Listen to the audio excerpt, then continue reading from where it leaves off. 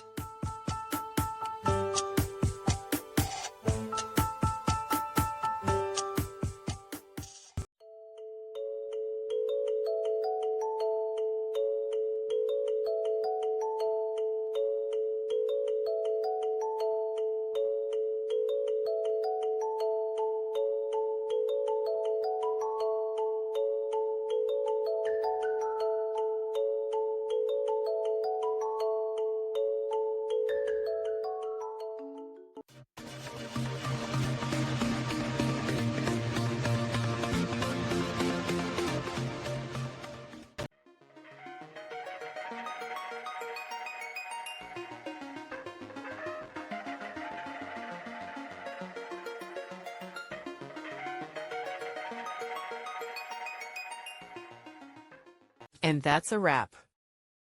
I hope you found the answer you were looking for. If you did, take a second to hit that subscribe button. It really helps out.